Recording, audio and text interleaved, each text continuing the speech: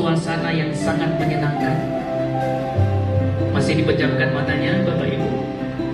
Silahkan di dalam pandangan Bapak Ibu nanti. Saya akan mengantarkan Bapak Ibu semuanya hari ini ke tempat yang Bapak Ibu senang. Bisa itu pantai, bisa itu pegunungan, atau tempat-tempat yang spesial.